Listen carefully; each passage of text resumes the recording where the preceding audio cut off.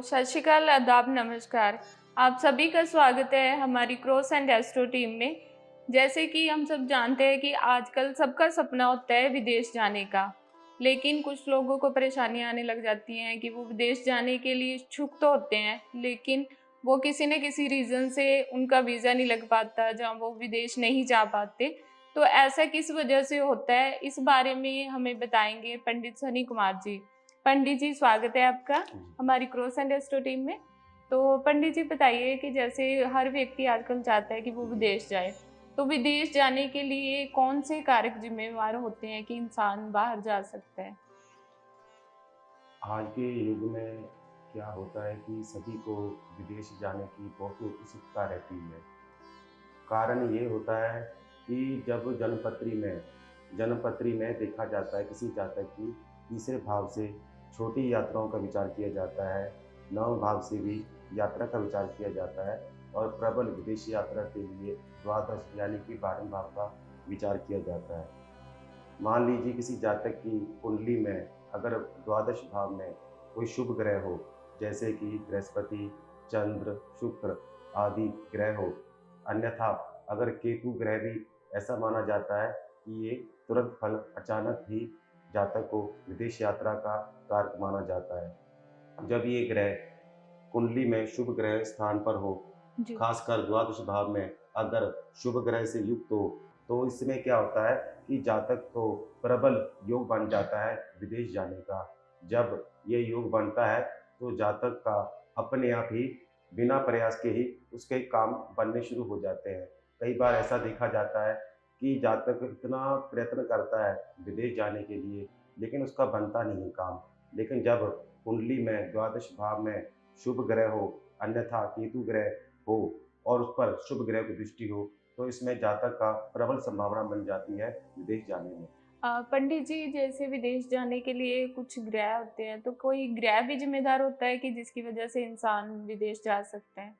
जन्मपत्री में अगर हम विश्लेषण करते हैं, तो सभी ग्रह कुछ न कुछ जातक पर अवश्य प्रभाव डालते हैं। जहाँ तक देखा जाता है कि जैसे सूर्य, चंद्र अगर ये ग्रह शुभ हो या शुभ ग्रहों के साथ युक्त हो, तो इसमें क्या होता है कि जातक को विदेश यात्रा का योग बन जाता है। यहाँ तक ये भी कहा जाता है कि अगर द्वादश भाव का स्वामी यानी कि जो 12वें भाव का जो राशि का स्वामी होता है, वह क्या करता है, अगर 6-8 12वें स्थान पर हो, तो इन जी। स्थानों में अगर किसी जातक का हो, तो ऐसे जातक की विदेश यात्रा का प्रबल योग बनता है और ऐसे जातक का होता ही होता है। मतलब ऐसे जातक अपने स्थान को छोड़कर किसी दूसरे स्थान पर ही मतलब लक्ष्मी और यश मान अर्जित करता है। अगर ग्रहों के विचार किया जाए, जो मंगल ग्रह होता है, ये साहस के देवता होते हैं। यानी कि कोई भी जातक अगर जाना चाहता है, तो उसके मन में जिद चाहिए। जब तक उसके मन में प्रबल इच्छा यानी जिद नहीं होगी, तो वह नहीं जा पाएगा। जो मंगल ग्रह है, ये जातक को प्रोत्साहित करता है, जातक को कोशिश करने के लिए मजबूर करता है कि वह विदेश यात्रा कर सके। इसीलिए अगर मंगल ग्रह हमारी कुंडली में अच्छे स्थान पर बैठा हो, शुभ स्थान पर बैठा हो, शुभ ग्रहों से युक्त हो या शुभ ग्रहों से दृष्ट हो, तो ऐसे जातक की प्रबल संभावना बन जाती है विदेश यात्रा की। ठीक है। तो पंडित जी, जैसे कि ये तो बात होगी ग्रहों की, तो क्या कोई राशि भी ज़िम्मेवार होती है जिससे इंसान विदेश यात्रा कर सकता है? 12 राशियाँ जो होती हैं मेष, वृक, मिथुन, कर्क, सिंह, कन्या, तुला, वृश्चिक, धनु, मकर, कुंभ, मीन। ये सभी राशि जो देखा जाए तो ये सभी राशि जाने के लिए योग्य है। लेकिन उनमें से भी जिनके जन्म पत्री में विशेषकर द्वादश भाव में एवं तृतीय भाव में एवं नवम भाव में अगर शुभ ग्रह से युक्त हो, तो ऐसे जातक में का देखा जाता है कि वे विदेश यात्रा कर पाता है। ये ज़रूरी नहीं है कि एक ही राशि का जातक ही यात्रा कर सकता है, विदेश यात्रा कर सकता है। इसके लिए जो कुंडली के जो ग्रह होते हैं, वह हुँ। ज़िम्मेवार होते हैं। राशियों में अगर देखना भी चाहिए, तो इसमें हमें ख़ासकर इस चीज़ का विचार करना चाहिए, जो चर राशि होती है। चर राशि अर्थात मेष राशि होगी, कर्क राशि होगी, तुला राशि और मकर राशि, ये चर राशि मानी जाती है, यानी कि घूमने-फिरने वाली राशि। इन राशियों वाले जो जातक होते हैं, इनका जो स्वभाव होता है, घूमने-फिरने का होता है। इनकी जो मन की इच्छाएँ होती हैं कि हम कुछ बड़ा करें, कुछ नया करें। तो ऐसे जी, जातक क्या करते हैं, कम समय में ज़्यादा लक्ष्मी अर्जित करने के लिए ये जी। विदेश के स्वप्न देखने लग जाते हैं और मन में ये कामना करते हैं कि हम विदेश जाएँ। तो इसके लिए अगर देखा जाए तो सभी राशि जाने के योग्य है, लेकिन अगर किसी विद्वान पंडित से जो जातक की जन्मपत्री होती है, उसका विश्लेषण अवश्य कराना चाहिए, क्योंकि जन्मपत्री के आधार पे ही जातक के प्रबल योग बनते हैं, अन्यथा नहीं बनते। इन सब का विचार करने के बाद ही जातक को विदेश यात्रा का विचार करना चाहिए। पंडित जी, कई बार क्या होता है कि इंसान बहुत कोशिश करता है कि जी। उसका वीज़ा लग जाए, बट बहुत ज़्यादा कोशिशों के बावजूद भी उसका वीज़ा नहीं लग पाता। तो ऐसे में वीज़ा लगवाने के लिए क्या छोटे-छोटे उपाय या क्या उपाय करे या कुछ भी करे कि उसका वीज़ा लग जाए? कई बार देखा जाता है, जो विदेश जाने के इच्छुक होते हैं, वह प्रयत्न भी करते हैं, मेहनत भी करते हैं, कोशिश पूरी करते हैं, समय भी बर्बाद करते हैं, अपना धन भी बर्बाद करते हैं, लेकिन उनका काम नहीं बनता है। बार-बार काम करते हैं, लेकिन उनको सफलता प्राप्त नहीं होती, जिसके कारण वह मन में उदास हो जाते हैं और हीन भावना रखने लग जाते हैं। ऐसे जातकों को जो वेतन तो कर रहे हैं लेकिन उनको फल नहीं मिल रहा, ऐसे जातकों को कोशिश करनी चाहिए कि जो मंगल ग्रह होता है, ये मंगल ग्रह माना जाता है, साहस के देवता माने जाते हैं। प्रयत्न करने वाले जो इच्छा होती है, ये मंगल ग्रह बढ़ाता जी। है। जातक को कोशिश करनी चाहिए, जो जातक इच्छुक है विदेश जाने के लिए, उनको अपने घर में जहाँ पर उत्तर और पश्चिम दिशा के बीच का जो कोण होता है, वह वायव्य कोण होता है। अगर जिस जातक की इच्छा है विदेश जाने की, उसको कोशिश करनी चाहिए कि वह जिस कंट्री में जाना चाहता है, उस कंट्री का जो फ्लैग होता है, यानी कि झंडा होता है, उसको अपने घर में वायव्य दिशा में, यानी कि उत्तर और पश्चिम के बीच की जो दिशा होती है, वायव्य कोण, उस दिशा में उस देश के झंडे को ज़रूर लगाना चाहिए, जिस देश में जाने की साधक की जो विदेश जाने के इच्छुक है, उनको जाने के लिए कोशिश करनी चाहिए।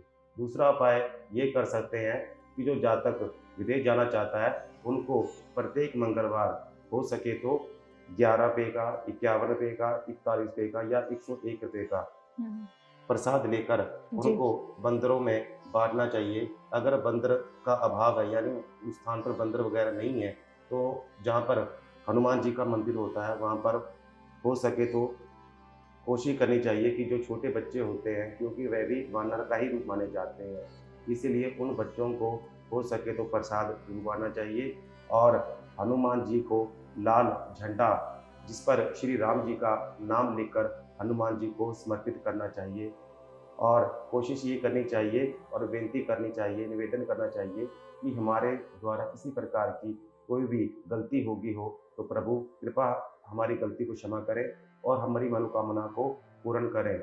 जो विदेश जाने के इच्छुक होते हैं, इन साधकों को चाहिए कि वह हर मंगलवार हर मंगलवार कोशिश करें कि लाल रंग का गुलाब हो सके तो हनुमान जी को समर्पित करें और सूर्य को अर्घ दे। प्रतिदिन सूर्य को अर्घ देने से क्या होता है कि जातक का यश, मान, कीर्ति में वृद्धि होती है। साधक को जो इच्छुक होते हैं, जो जातक इच्छुक होते हैं, इन ऐसे जातकों को कोशिश करनी चाहिए कि जब तक उनका विदेश का कार्य न बने, वह प्रतिदिन लगातार किसी न किसी अपने घर के आस-पास कोई भी मंदिर हो, वहाँ पर कोशिश करनी चाहिए कि नंगे पैर जाए और वहाँ पर सेवा यानी कि श्रमदान ज़रूर करना चाहिए और इस बात का प्रयत्न करना चाहिए कि जब तक ये विदेश का कार्य ना हो जाए, संपन्न ना हो जाए, अपने किसी को भी इस बारे में नहीं बताना चाहिए। क्या होता है कि कई बार हम अपना जो काम होता है, जो गुप्त काम होता है, उसको हुँ, हम पहले ही प्रकट कर देते हैं। जी। तो क्या होता है कि जिससे साधक का जो जो जातक होता है, हुँ। उसके कार्य में बाधा उत्पन्न हो जाती है। जब तक काम ना बने, अपने काम को गुप्त रखना चाहिए। जब आपका काम सफल हो जाए, पूर्ण हो जाए, उसके बाद ही इस बात का प्रचार या बताना चाहिए। पंडित जी, विदेश यात्रा के लिए कुंडली में योग कब और कैसे बनता है? जन्मपत्री में देखा जाए तो जो तीसरा भाव होता है, तृतीय भाव होता है, ये साहस का माना जाता है। मतलब कि साहस पराक्रम, क्योंकि विदेश वही जाएगा जिसमें साहस होगा, जिसमें हिम्मत होगी, वही विदेश जा सकता है। और नवम भाव देखा जाता है जातक की यात्रा का, दूर की यात्रा या पास पास की यात्रा।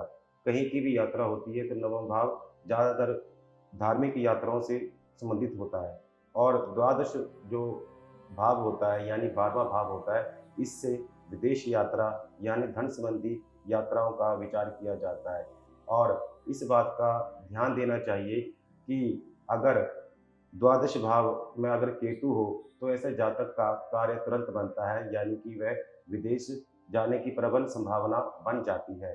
अगर द्वादश भाव का स्वामी छठे भाव में आ जाए एवं अष्टम भाव में आ जाए, तब भी जातक का क्या होता है कि वह अपने घर से दूर रहकर कहीं विदेश में जाकर धन संचय करता है, यानी कि लक्ष्मी की प्राप्ति कर पाता है। और ऐसे जातकों का जो घर में होता है, बहुत कनेक्शन टूट जाता है एक तरह के, जी। मतलब कि ऐसा जातक इतने साल लगातार वहीं पर रहता है। और ऐसे जातकों को ये भी देखा जाता है, जो जातक विदेश यात्रा की संभावना के लिए प्रयत्न करते हैं कि हे प्रभु हमारा काम बन जाए, ऐसे जातकों को कोशिश करनी चाहिए कि अपनी कुंडली में द्वादश भाव को सही करना चाहिए एवं तृतीय एवं नवम भाव के जो ग्रह हो, किसी सुयोग्य पंडित या विद्वान के द्वारा उनसे उन ग्रहों का हवन, पूजा पाठ, जाप या दान पुण्य अवश्य करना चाहिए, ताकि उनकी जो इच्छा या एवं मनोकामना है विदेश जाने की, वह जल्दी-जल्दी सफल हो सकेगी। और ज़्यादातर देखा जाता है कि विदेश वही जाते हैं जिनकी द्वादश यानी कि द्वादश भाव में अगर जो ग्रह है, मान लीजिए कोई शुभ ग्रह बैठा है, जैसे जैसे कि चंद्रमा, गुरु आदि ग्रह बैठे हों, तो इनकी दशा में, महादशा में, जी। अंतर्दशा में साधक का जो जातक होता है, ऐसे जातकों को प्रबल योग बन जाता है विदेश जाने में। पंडित जी, जैसे कुछ लोग विदेश चले तो जाते हैं, लेकिन हर एक का सपना होता है कि वो उधर पक्के हो जाएँ, या उनको पीआर मिल जाए। तो विदेश में पीआर पाने के लिए जातक को कौन-सा हवन या पूजा करनी चाहिए? हर कोई सक्षम नहीं होता विदेश जाने के लिए। जो अमीर लोग होते हैं, वह तो आसानी से चले जाते हैं, उन्हें किसी प्रकार की दिक्कत नहीं आती। लेकिन जो गरीब होता है, यानी कि जिसके पास कुछ संसाधन ही नहीं होते, ऐसे साधक क्या करते हैं, जो ऐसे जातक क्या करते हैं कि ये कर्जा लेकर, लोन लेकर, ज़मीन, घर आदि बेचकर ये विदेश जाने का स्वप्न देखते हैं। लेकिन ऐसे जो जातक होते हैं, इनको मानसिक तनाव बना रहता है कि हम विदेश जा रहे हैं इतना पैसा लगाकर, कि हम वहाँ पर सेटल होंगे कि नहीं, वहाँ जी। पर पक्के होंगे कि नहीं। उनके मन में ये डर लगा रहता है कि अगर हम विफल हो गए या हम असफल हो गए तो क्या होगा। जी। तो इसके कारण जातक जो होता है उसको मन में मानसिक संताप रहता है, और उनके मन में ये इच्छा होती है कि हम जल्दी जल्दी यहाँ पर सेटल हो जाएं, पक्के हो जाएं। तो कोशिश ये करनी चाहिए कि जो जातक जाना चाहता है विदेश जाना, और जो चाहता है कि मेरा वीज़ा पक्का लग जाए, मैं यहीं पर सेटल हो जाऊँ, उनको कोशिश करनी चाहिए ओम नमो भगवते वासुदेवाय मंत्र का जाप करना चाहिए। ओम नमो भगवते वासुदेव मंत्र का ये जो मंत्र है, ये भगवान विष्णु का प्रबल मंत्र है। इससे क्या होता है कि जो जातक की बाधा आ रही है विदेश यात्रा में, वह दूर होना शुरू हो जाती है। और एक उपाय और कर सकते हैं कि जो जातक विदेश जाने के इच्छुक होते हैं, ऐसे जातकों को भगवान शंकर जी की पूजा अर्चना ज़रूर करनी चाहिए। जी। कोशिश करनी चाहिए कि सोमवार के दिन ऐसे जातकों को दूध का दान, चीनी का दान एवं पतासे का दान भी करना चाहिए। इससे क्या होता है, अगर किसी प्रकार का अनिष्ट योग होता है जिसके कारण कार्य में बाधा आ रही होती है, वह दूर हो जाती है। तीसरा उपाय ये हो सकता है कि जो जातक इच्छुक होते हैं विदेश जाने के लिए, ऐसे जातकों को हनुमान जी का पाठ, पूजन, हवन मंत्र का जाप करना चाहिए। ओम रामदूताय नमः, ओम रामदूताय मंत्र का जाप करना चाहिए। कहा जाता है कि जो पहले सबसे पहले जो विदेश में गए थे, वह हनुमान जी थे। वह क्या करते हैं, वह श्रीलंका पहले जाने वाले पहले माने जाते हैं। जो जातकों को हमने अपने अनुभव में देखा है कि जिन जातकों का मंगल खराब होता है, ऐसे जातक प्रयत्न करते हैं लेकिन वे विफल हो जाते हैं। कोशिश करनी चाहिए कि हनुमान जी को लाल रंग का गुलाब, लाल वस्त्र हो, तो उस पर श्री राम जी का नाम अंकित कर कर हनुमान जी को चढ़ाना चाहिए। और जब आप लगे कि हम हमारा वीजा लग जाएगा, तो जी। हनुमान जी को क्या करना चाहिए, एक लाल रंग की गुलाब की माला, एक ध्वजा और मीठा रोट, ये हनुमान जी को अवश्य चढ़ाना चाहिए और कोशिश करनी चाहिए कि हमारे कार्य में कोई बाधा ना आए। अगर ये छोटे-छोटे उपाय कर लिए जाए, तो जो जातक होता है, उसको मनोकामना पूर्ण होने में कोई दिक्कत नहीं होती, इसमें कोई संशय नहीं है। जन्मपत्री में अगर द्वादश भाव में जो ग्रह स्थित हो या जिस ग्रह से युक्त हो, कोशिश करनी चाहिए कि द्वादश भाव में जो ग्रह होता है, उसका हवन, जाप, पूजा करना चाहिए और कोशिश करनी चाहिए कि जब भी हम देख लें, एक बार अपनी जन्मपत्री में किसी विद्वान योग्य पंडित से कुंडली का विश्लेषण कराने के बाद कोशिश करनी चाहिए कि जो ग्रह हमारा खराब है, यानी कि जो हमारे कार्य में बाधा कर रहा है, उसका हवन करना चाहिए, उसका तप, उसका मार्जन, उसका दशांश हवन, ब्राह्मण भोजन कराना चाहिए और हो सके तो माता दुर्गा का हवन कराना चाहिए किसी सुयोग्य ब्राह्मण के द्वारा। शुक्रवार के दिन छोटी कंजकों, जो यानी कि छोटी जो बेटियां होती हैं, लड़कियां होती हैं, उन लड़कियों को मीठा प्रसाद देना चाहिए और उनसे आशीर्वाद ग्रहण करना चाहिए। गायत्री मंत्र का जाप एवं हवन भी किया जा सकता है। इससे क्या होता है, जो विदेश जाने के इच्छुक होते हैं, उनका सकारात्मक और शारीरिक और मानसिक तौर पर वे प्रबल हो जाते हैं विदेश जाने के लिए। इन ये छोटे-छोटे उपाय करने से साधक, जो जातक होता है, ऐसे जातक जल्दी ही अपनी मनोकामना को पूर्ण कर लेते हैं। पंडित जी, आपने अपना कीमती समय हमें जी, दिया, उसके लिए क्रॉस एंड एस्ट्रो टीम की तरफ से आपका बहुत बहुत धन्यवाद पंडित धन्यवाद। जी। जल्दी मिलते हैं हमारी नेक्स्ट वीडियो में।